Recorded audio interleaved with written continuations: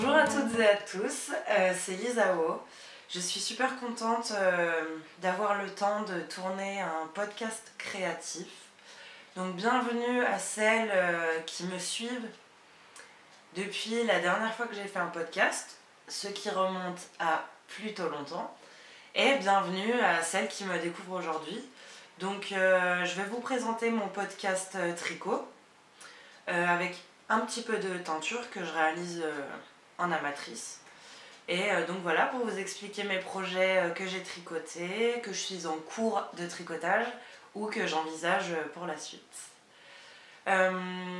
J'espère que ça va. Moi, ça fait longtemps que je n'ai pas tourné de podcast. J'ai un petit peu arrêté de tricoter pendant une plus ou moins longue période.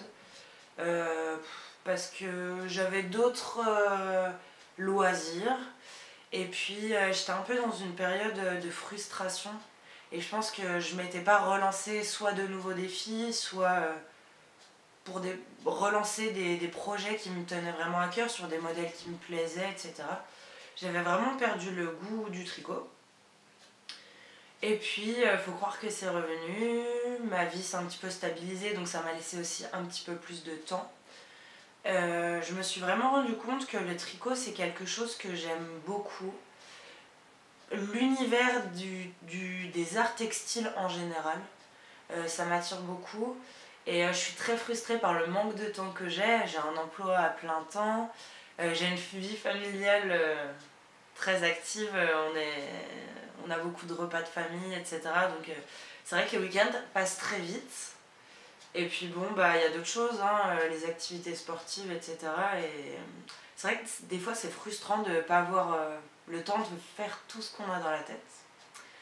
Donc je vais quand même vous présenter ce que j'ai fait depuis tout ce temps. Et puis j'espère que vous êtes contente de me revoir. Moi, en tout cas, je suis trop contente de pouvoir retourner une vidéo. J'ai perdu un petit peu les rouages, enfin je sais pas comment dire, les automatismes ou les habitudes de tourner une vidéo, mais bon, voilà, il fallait se relancer. Donc voilà, je vais vous présenter les projets que j'ai terminés. J'en ai trois depuis une paire de chaussettes. Donc le premier pull que j'ai terminé, c'est le pull The Weekender d'Andrea Mori que je vais vous montrer. Alors, oui, il est dans l'autre sens. Hop, une pelote s'échappe. Alors, le voici. Il est plutôt énorme. Attendez, je vais... Hop, vous le verrez sûrement mieux comme ça. Donc voilà, c'est une construction que l'on démarre par les côtes du bas, séparées, puisque les côtes arrière sont plus longues que les côtes avant et en fait elles se rejoignent après. Donc ensuite on monte, on monte, on monte, on monte, on monte.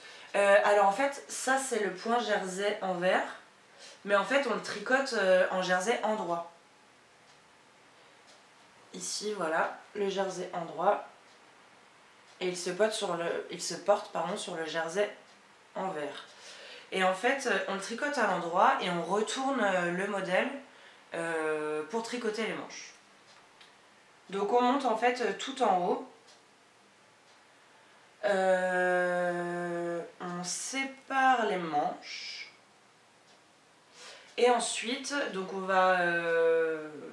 alors attendez, je me rappelle même plus.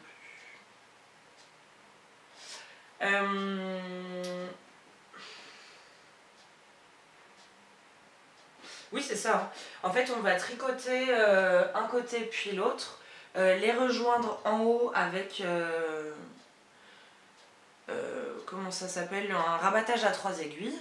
Donc je vous laisse aller regarder sur internet si vous ne savez pas, je suis vraiment pas l'experte. C'était pour ma part la première fois que je le réalisais.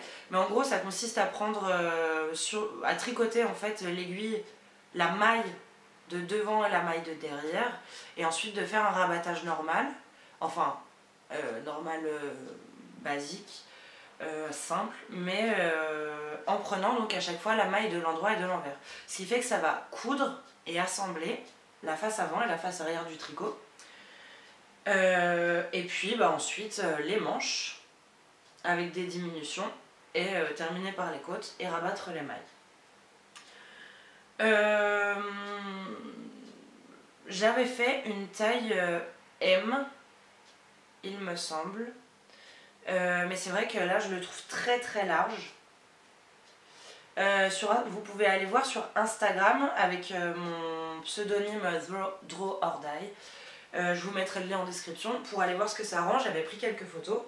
Mais c'est vrai qu'il est assez large, il se porte comme ça et il est très agréable à porter justement parce qu'il est ample et qu'il laisse vraiment la place de vivre et de bouger comme on veut. Mais c'est vrai qu'il est très très ample et j'ai un petit peu de mal à le porter par rapport à ça. Je porte pas des choses vraiment près du corps, mais des choses qui taillent un peu, voilà, qui marquent un petit peu plus la taille. Mais moi j'adore le porter, je l'ai déjà porté plusieurs fois. D'ailleurs la laine commence légèrement à boulocher. La laine c'est de la Népal de Drops que j'ai tricoté en aiguille 5 ou 6, je sais plus, mais tous les détails sont sur ma page Ravelry de toute façon. Je pense que je vais le refaire. Franchement parfait, mais j'aimerais bien acheter la laine du modèle que Andrea Mori a utilisé. Parce que je trouve que le tombé est plus fluide. Je sais pas. C'est vrai que là ça fait très épais. C'est royal parce que je suis même allée me balader dehors alors qu'on est en hiver et qu'il doit faire 4 degrés et j'avais ça et une petite veste par dessus et j'étais vraiment au chaud, couverte. J'adore le col bateau. En fait ça va arriver un petit peu au milieu des épaules. Donc il faut savoir que j'avais pas spécialement tricoté beaucoup de pulls avant. Et surtout j'avais pas tricoté de pull en laine si épaisse je dirais. Et j'ai eu des soucis en fait au niveau de mes changements de pelote qui sont vraiment très visibles. Là, oh là là, mais à la caméra ça se voit beaucoup plus que dans la réalité. Donc bon, faudrait que j'améliore ce point là. Moi ça m'empêche pas de le porter, je suis pas trop perfectionniste pour l'instant. En tout cas. Et moi ça m'empêche pas de le porter. J'imagine que ça en aurait gêné plus d'un, mais en fait il faut vraiment avoir en face de nous une connaisseur, enfin un connaisseur, connaisseuse qui va pointer du doigt le défaut et le voir tout de suite, mais pour des gens qui ne savent pas tricoter, c'est pas très visible. Et puis c'est vrai que c'est un pull que je mets plutôt pour rester chez moi. Et je ne rencontre pas beaucoup de tricoteuses, malheureusement, à part ma belle-mère qui elle sait pointer tous les défauts. Mais bon. Voilà. Je vais juste vous montrer à quoi ressemble le modèle fait par la designeuse qui est Andrea Mori. Parce qu'en fait, franchement, je crois que je vais acheter la même laine qu'elle a utilisée pour son patron. C'est vraiment une laine que je trouve, je sais pas, en fait j'adore. Alors attendez, hop. Voilà, je sais pas si vous voyez bien. Hop, le temps de faire la mise au point. Franchement son tombé il est parfait, je trouve qu'il fit un petit peu plus sur elle. Ça vient peut-être aussi de la carrure, hein. J'ai les épaules très larges par rapport au reste. Du coup c'est vrai que le pull il a tendance à... Bon. Mais franchement c'est sûr que je vais le retricoter avec cette laine. J'attends juste de finir tous les projets que j'ai envie de tricoter avant. Mais voilà. Donc voilà, si vous l'avez tricoté, ça me plairait vraiment que vous me montriez comment vous l'avez tricoté, avec quelle laine. C'est vrai que moi en fait, généralement je vais un petit peu à la facilité. C'est-à-dire que les laines de Drops sont pas chères. J'aimerais bien tricoter plus éco-responsable. Voilà, je sais que c'est une grande industrie. Mais pour moi c'est facile et pas cher, ça rentre dans mon budget. Et puis ce que j'aime bien c'est qu'en fait dans Ravelry, même si je me suis mise à l'échantillon, il y a toujours en fait d'autres tricoteuses qui l'ont fait avec cette laine. Et en fait j'arrive à me rassurer grâce à leurs explications. Et grâce au fait que si jamais j'ai un petit problème, généralement j'arrive toujours à contacter quelqu'un qui peut me rassurer par rapport à ça. Donc voilà. Le deuxième pull terminé, c'est le pull Little Cabin de Caitlin Hunter qui ressemble à ça. Que j'ai également tricoté en népal de drops. Je vais vous le montrer. Hop. Donc il se présente comme ça. Il se tricote du bas vers le haut. Donc on commence en fait par des petits rangs de dentelle pour ensuite monter jusqu'aux manches. Réaliser réaliser les manches qui commencent également par la dentelle du bas pour remonter jusqu'en haut. On réalise les deux, on les assemble et ensuite on finit par le yoke en point mousse. Donc je l'ai tricoté en népal de drops, j'ai fait quelques modifications, j'avais dû tricoter la taille M ou L. Normalement je l'ai mis sur Ravelry, je vous invite à y aller si ça vous intéresse. J'ai juste pas tricoté. En fait ici normalement il y a un rang de bobble, donc ce point spécifique qui forme une petite boule sur le tricot, parce que j'en avais marre. Et puis j'avais pas envie. Voilà, j'avais pas envie que ce soit sur mon pull, tout simplement. Le seul reproche que je pourrais faire à ce tricot, c'est que effectivement les diminutions du haut, du yoke, sont un petit peu trop rapides. Et en fait, regardez, ça resserre en fait le tricot, ça fait des petites vagues qui se voient moins quand je le porte. Pareil, je vous laisse aller voir sur Instagram, j'ai fait des photos. Mais voilà, c'est revenu souvent dans les filles, dans les tricoteuses ou tricoteurs qui ont tricoté ce pull. Et j'ai eu trop peur, j'ai pas voulu arranger le patron à ma sauce. Je me sentais pas, donc j'ai suivi le patron. D'ailleurs, je trouve que la fin est un petit peu mal expliquée. Je suis pas retombée sur le nombre de mailles exact qu'elle décrivait lorsqu'on fait les diminutions. Donc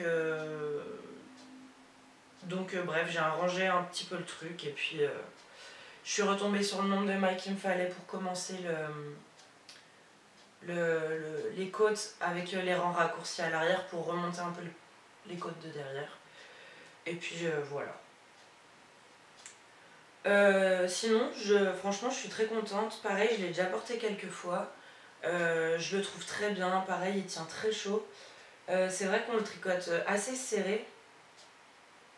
Donc l'air ne passe pas. C'est vraiment un pull d'hiver pour moi. Voilà. J'adore les petites boules. C'est un déstressant unique au boulot. Je m'amuse à les toucher comme ça. Ça va peut-être faire feutrer la laine, je sais pas trop. Mais voilà. Je l'aime beaucoup. Je sais pas ce que vous en pensez. J'avais un peu flashé sur le modèle, c'est vrai. J'avais attendu. En plus, donc je l'avais tricoté jusque là. Jusqu'à m'apercevoir qu'il me manquait une seule pelote, que j'ai dû attendre de faire une deuxième commande Calidou chez Calidou pour commander une seule pelote avec... voilà. J'ai attendu de repasser une commande pour n'acheter qu'une seule pelote. Parce que bon, payer des frais de port pour une seule pelote, ça ferait un petit peu trop. Voilà. Donc si vous voulez le tricoter, je vous conseille de vous renseigner un peu pour les diminutions ou essayer, si vous vous sentez, de les répartir. Moi je pense que je suis pas encore assez experte en la matière pour réussir à savoir comment les dispatcher. Voilà. Sinon les boboles c'est très facile à faire. Hein. Il y a plein de tutos sur internet. Moi j'avais regardé une vidéo sur YouTube pour savoir comment on les faisait. Mais elles sont quand même bien expliquées dans le patron. Patron qui est en anglais. Comme pour le Weekender d'Andrea Mori. Je préfère le préciser, c'est vrai qu'il y en a beaucoup que ça rebute. Mais en fait, une fois qu'on a pris le lexique tricot anglais, je vous assure que c'est vraiment facile. Il y a juste certaines phrases parfois où il faut aller les traduire sur Google ou même demander à la communauté tricot, il n'y aura pas de souci. Il y a plein de personnes pour ces modèles très connus qui les ont tricotés et qui se feraient une joie, je pense, de vous aider. De même pour moi, hein, si vous avez des questions à me poser, il n'y a pas de souci. Faut se lancer en fait dans les tricots en anglais, il n'y a pas de secret et je vous jure que c'est très facile de s'y mettre. Mon troisième projet terminé, c'est des chaussettes qui, je crois, ont été commencées en août, oh, je sais pas, j'ai dû mettre beaucoup plus de 6 mois pour les tricoter, je les avais vraiment mis de côté. Donc c'est les Broken Seed Stitch Socks. Peut-être que si ça se trouve je vous les avais déjà montrés dans le précédent podcast. Commencez. Donc je devais en être par ici de la première. Et c'est vrai que très rapidement j'ai tricoté les deux. Je monte jamais très haut mes chaussettes parce que j'aime pas porter des chaussettes hautes. En fait soit je porte des collants, soit je porte des chaussettes socket ou... voilà, ou ça, dans des petites bottines. Mais c'est vrai que, voilà, je les fais jamais très hautes. Je les ai tricotées en Fable de Drops. Faudrait que je vous ressorte les coloris, mais ce coloris violet, c'était un coloris un peu autorayant, enfin qui change de couleur. J'avais fait le talon en rang raccourci à l'allemande. Je ne sais plus si... quel talon le patron recommande. Moi j'ai fait celui que j'avais envie de faire. Je l'avais fait un peu à l'improvisation, donc je suis allée un petit peu trop loin, ça fait hop, une bonne pointe qui fait pas très esthétique voilà, sur le pied, mais bon, personne va avoir dans mes chaussures. Je vous en reparlerai plus tard dans le podcast. J'ai essayé de changer de technique parce que là, vous voyez, en fait, j'ai toujours des trous. Même quand j'essaye de reprendre le fil, etc., la maille, je sais pas comment faire. Voilà, j'ai toujours des trous. Donc en fait, le modèle, c'est un modèle gratuit en anglais. Mais en tout cas, ce point texturé est très très très facile à faire. C'est juste un enchaînement de rangs tout à l'endroit et de rangs envers endroit alternés. Enfin de maille envers maille endroit alternés, selon les rangs. Qui fait qu'en fait ça fait vraiment une petite nid d'abeille un peu. Je les aime beaucoup.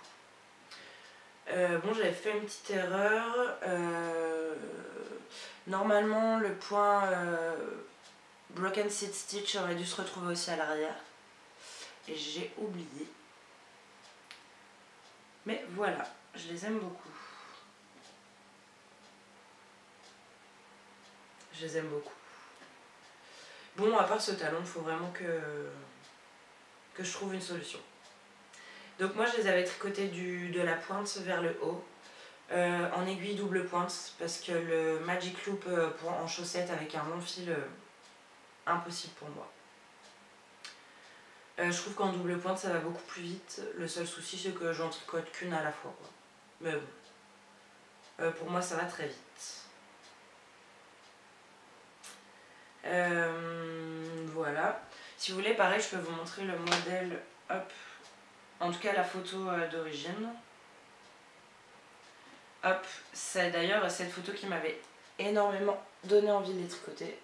Je pense que je les retricoterai, c'est pile le genre de modèle que j'aime. Avec une pointe et un talon contrastant. Voilà. On va maintenant passer au projet en cours. Donc j'ai un pull en cours et une paire de chaussettes. On va rester dans la chaussette, n'est-ce pas? Donc je tricote les Hermione Socks, Hermione's Everyday Socks, qui a un patron gratuit sur Ravelry en français. Donc voilà.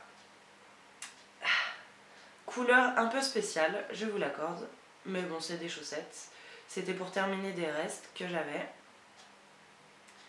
Donc la pointe est en reste Fable de Drops de mes Broken Seed Stitch. La laine rose est en reste que j'ai teinté à l'avocat. Je vous en reparlerai plus tard dans le podcast. J'adore ce talon. Oh là là, gros coup de cœur. Gros coup de cœur. C'est un talon renforcé. Donc en fait on tricote une espèce de carré. On vient faire des rangs raccourcis pour former le bas du talon. Et ensuite on vient, quand on a, je sais plus, 80 mailles, peut-être un petit peu plus de mailles sur les aiguilles, en fait on va venir faire des diminutions ici pour rejoindre et tricoter tout droit le reste du pied. Ce point là, franchement, il est... oh là là, je le trouve magnifique. On dirait un peu un point nid d'abeille. Et en plus, il est très épais, ça fait un petit peu squishy. J'ai adoré la tricoter. Donc je suis en train de tricoter la deuxième. J'ai craqué sur... j'ai acheté des aiguilles 23 cm Chiago en 2,25. Pour l'instant, j'ai tricoté que ça. C'est vrai que c'est dur à s'habituer. Pour moi, pour l'instant. J'ai eu un petit peu mal à la main puisque je le sentais, j'étais vraiment crispée vu que j'avais pas l'habitude de tricoter de cette manière-là. Mais je pense que c'est une habitude à prendre. Je les ai achetés parce qu'en fait, en aiguille double pointe, j'adore, mais changer d'aiguille tout le temps. Il y a tout le temps la 5e en fait qui est désolidarisée de l'ouvrage, qu'on est obligé de mettre de côté. Voilà, c'était ça. Et en fait, le fait, voilà, à chaque fois changer d'aiguille, passer de l'autre côté de l'aiguille. Je voulais essayer avec des petites aiguilles circulaires. Donc voilà, je vous en redonnerai des nouvelles quand je l'aurai fini du coup. Donc ça c'est de la laine que j'avais teint pour mon What the Fade Shawl d'Andrea Mori. Avec des colorants alimentaires. Et j'ai testé pour la première fois de la teinture à l'avocat. Très facile à faire. Il y a beaucoup de tutos sur internet, sur YouTube notamment, qui montrent comment faire. Faut pas hésiter en fait, faut se lancer. Gardez les peaux d'avocat. Moi je les avais congelées, mais là je vais essayer de les faire sécher pour la prochaine fois. Donc voilà, j'adore ce rose. Bon, ça va pas très bien avec ce bleu, mais c'était pour consommer les restes. Voilà.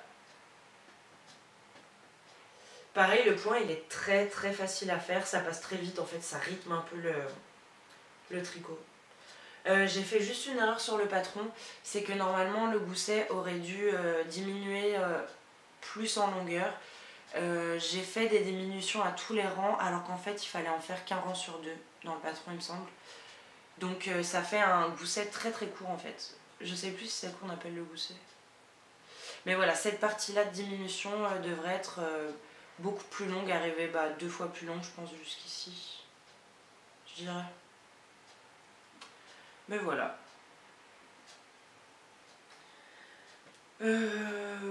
J'ai rien d'autre de spécial à dire sur ce modèle. Je pense que je les retricoterai. Elles sont super faciles. Elles sont graphiques, je trouve, avec ce point texturé. Et puis ce talon renforcé, que je ferai sûrement sur d'autres modèles. Mais voilà. J'aimerais bien tricoter la prochaine fois des chaussettes en jacquard. Avec un petit peu de jacquard sur le haut du pied. Voilà. On va passer à mon dernier projet en cours. C'est le pull. Je vais vous le montrer. Déjà fini. Pas le mien évidemment. Bah non, mais je crois que je l'ai même pas en photo en fait. Je regarde ça vite fait. Non, je l'ai pas en photo, c'est pas grave. Je pense que vous voyez duquel je parle. Il s'agit du... Ah si, je peux peut-être vous le montrer comme ça.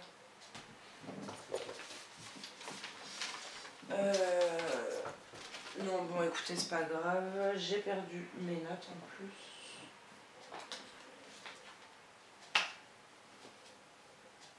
Ah, voilà. Désolée pour l'attente. L'image étant mal imprimée, mais bon. C'est ce pull-là. Le Zweig de Caitlin Hunter. Que j'ai commencé. J'en suis... Hop. J'ai pas des aiguilles assez grandes pour vous le montrer déployé. Mais en fait, je viens de terminer juste avant le podcast les derniers rangs de la broderie. De la dentelle. De la dentelle. Donc, cette laine rose est une laine que j'ai achetée sur Undyed Yarn, que j'ai teintée à l'avocat. Et celle-ci est une laine Malabrigo Socks que j'avais achetée à Paris chez Lille Wesel il y a longtemps, 1 an ou 2 au moins. J'attendais le projet pour pouvoir la tricoter. Et puis c'est vrai que c'est une laine dite pour chaussettes, mais il n'y a pas de nylon dedans. Donc je voulais pas l'utiliser pour des chaussettes. Donc voilà. On verra ce que ça donne, hein, mais j'ai vraiment hâte de continuer ce pull. J'ai suivi les instructions. Voilà. La dentelle, elle est un petit peu longue. Mais voilà, je suis contente d'en être venue à bout, quoi. Donc on commence par le haut, évidemment. Avec les côtes. Des rangs raccourcis pour remonter, comme toujours, la partie arrière. Et des augmentations vers la dentelle. Voilà. Donc c'est un modèle que j'avais déjà commencé avec d'autres laines, mais la couleur me plaisait pas. Donc du coup je l'avais recommencé. Et puis là ça va, je suis bien arrivée à me mettre dedans. J'ai hâte de finir la broderie, la dentelle. Oh, je vais jamais y arriver. La dentelle. Pour pouvoir voilà, le tricoter sans me prendre la tête. Donc après la dentelle, il reste une petite partie en jacquard. Et puis voilà le reste du corps. J'hésite à faire... en fait, il y a un petit motif sur le corps. J'hésite à le faire, je sais pas trop. On verra. On verra quand j'y serai. Voilà. Donc c'est à peu près tout pour mes projets. Bon, j'en suis à 30 minutes. J'avais pas envie de faire un podcast très long. Surtout que je pense que je vais à peine l'éditer parce que j'ai pas vraiment le temps. Donc voilà. La dernière partie, je voulais parler un peu de teinture. Puisque j'ai fait pas mal de petites expériences. Donc j'ai teinté différentes laines à l'avocat. Je crois que j'ai utilisé 3 avocats pour teindre tout ça. Plus ça, donc c'est raisonnable. Ça c'était un blanc où j'avais fait des petits speckles dessus. Je sais pas si vous allez le voir. On voit des petites taches jaunes et rouges. Et en fait ça me plaisait pas, donc je l'ai mis dans mon bain avec le reste pour le teindre à l'avocat. Voilà, comme ça lui donne une autre couleur et puis je l'utiliserai pour un autre projet. J'avais tricoté, j'avais teint en collant alimentaire 2 écheveaux de fingering pareil que j'avais acheté sur Yarn Undyed, de ce vert qui me plaît beaucoup mais que je ne porterai jamais. Donc soit je vais la reteindre, soit donc je disais que oui, Je voulais peut-être les vendre, mais personne ne semblait très intéressé. Donc je sais pas, voilà. Peut-être les reteindre. En parlant de reteindre, waouh, la transition quoi. J'ai reteint pas mal de laine qui me restait de mon What the Fade. Voilà, j'ai fait plusieurs essais, tout au colorant alimentaire. Donc en fait moi je les teins très simplement, je les prépare, je les laisse tremper pendant 1 heure avec 1/3 de vinaigre pour 2/3 d'eau. Ensuite je les mets devant moi, soit je les asperge de colorant, soit je les fais tremper dans le colorant, etc. Je les enroule dans... Donc avant, je les enroulais dans du papier, dans du film plastique que je mettais au micro-ondes. Mais bon, j'aime pas trop jeter tout ce plastique. Donc en fait, je les ai mis dans des bocaux en verre, dans de l'eau un peu, et je les ai passés au micro-ondes. Donc en fait, c'est que des laines que j'ai reteints. De manière totalement différente et aléatoire. C'était un peu pour voilà, m'amuser. Donc en fait il y a des couleurs qui sont du coup restées et puis par exemple d'autres couleurs qui ont disparu. Je saurais même pas vous redire lesquelles c'était tellement ça a changé. Celui-là, un de mes préférés, avec cette couleur un peu abricot rose saumon, avec des petits speckles verts du coup, puisque celui-là c'était un blanc avec des speckles verts je crois. Hop. Voilà. Un violet et blanc. Donc il faut savoir que chaque écheveau fait à peu près 46 grammes, donc un petit peu moins de 200 mètres. Il y a de quoi faire des projets sympas, il faut juste que je trouve quoi et puis comment les marier tous ensemble. J'aime bien, il y a vraiment des endroits où c'est resté blanc en fait.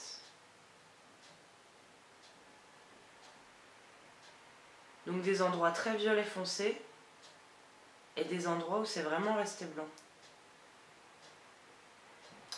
Donc voilà.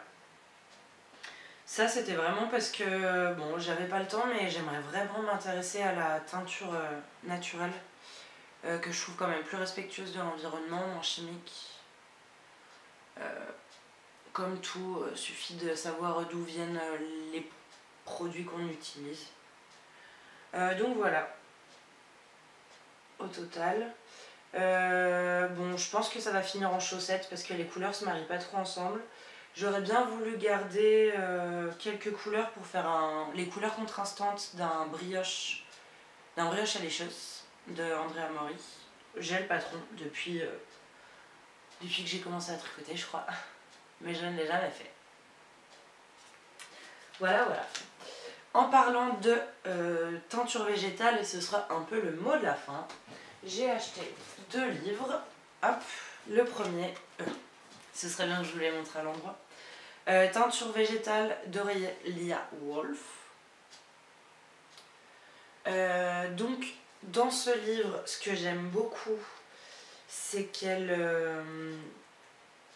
évoque les couleurs par saison. Donc, ce qui rentre un peu quand même dans une démarche de consommation raisonnée et de suivre un peu les saisons et de faire en fonction des ressources qui sont disponibles. Sachant que tout ce qui est végétal, plante, peut être séché et donc conservé, hein, on est d'accord. Mais j'adore ça, par exemple, au printemps, elle nous explique comment obtenir ces couleurs avec des produits du printemps. Idem pour l'automne, l'hiver, etc. À chaque fois, il y a un peu des projets pour montrer les applications qu'elle en fait. Je dis n'importe quoi, mais voilà, par exemple, ici elle atteint un parasol. Oh, purée, pardon. Hop. Donc voilà. Donc il faut savoir qu'il n'y a que 4 exemples de plantes pour chaque saison. Je le trouvais pas très complet, donc j'en ai acheté un deuxième qui complétait un petit peu. Elle évoque à chaque fois plusieurs manières de teindre, leur tenue dans le temps, etc. Et j'ai acheté aussi teinture et impression végétale de Camille Binet-Désert. Où là il va y avoir un petit peu plus de plantes décrites avec à chaque fois en fait un nuancier qu'elle a réalisé avec des teintures sur laine, soie, lin et coton avec 4 mordants différents. Mordant, c'est on va dire un procédé qui va permettre d'ouvrir les fibres et qu'elles acceptent, qu'elles emprisonnent le colorant à l'intérieur de leurs fibres. Je ne suis pas une spécialiste, les vraies teinturières sauront me reprendre. Mais du coup j'aime beaucoup parce qu'on peut vraiment se rendre compte de toutes les nuances qu'on peut obtenir par le procédé, par les techniques utilisées, par les mordants utilisés, par les fibres utilisées. Et j'aime énormément. Donc comme je disais, là c'est pas classé par période, par saison, mais par couleur. Donc par exemple on va avoir les jaunes et les fauves, les roses et les rouges, avec au moins 6 plantes à chaque fois, les bleus et les verts il me semble, je retrouve plus les pages mais voilà. Et à la fin on a en fait plein de petits projets, comment faire un dégradé, des bains de nuançage, etc. Des shibori, qui personnellement m'attirent pas trop dans la teinture, mais je pense que ça peut être une bonne expérience. Surtout qu'on peut en réaliser de manière un petit peu naturelle et j'aime beaucoup. Avec des procédés, pardon, pas naturels, mais un peu moins énergivores que beaucoup d'eau chauffée très longtemps par gaz ou par électricité, voilà. Franchement, mon idéal, ce serait d'arriver à lier un peu un procédé naturel et éco-responsable. Mais bon, on verra. Voilà, des teintures à la glace, comment imprimer des végétaux sur des tissus, c'est super intéressant. Comment réaliser un peu des speckles. Voilà, c'est assez complet, franchement. Et puis, bien sûr, des créations qu'elle a réalisées grâce à ces techniques. Donc au final, avec ces 2 livres, j'ai de quoi faire. Ça se complète bien. Au début, je voulais m'en acheter qu'un, mais quand je suis arrivée, je suis allée à Cultura pour les acheter, j'ai un peu craqué mon slip. Mais bon, ça me faisait plaisir, c'était juste avant Noël. Donc c'est un peu mon cadeau de moi à moi. Voilà, voilà. Hop, rangé. J'ai 2 prochains projets quand j'aurai fini le Zweig, que je vais vous montrer tout de suite. Le pull. Je vais pas y arriver, ça bug. Je vais vous le montrer sur Ravelry, je suis désolée pour l'attente. Donc le pull Aura de Melody Hoffman qui franchement j'ai tout de suite craqué sur le pull quand je l'ai vu. Je vais essayer de vous le retrouver très rapidement. Non, ça doit pas être Aura, ça doit être Aurora.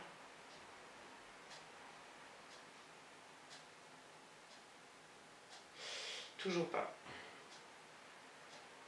Je suis désolée. J'aimerais vraiment vous le montrer, c'est pour ça que je prends Ostra.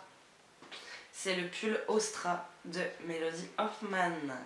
Je me suis bien trompée. Voilà. Franchement, j'adore la forme, j'adore le mélange des couleurs, les petites franges sur la poitrine, etc.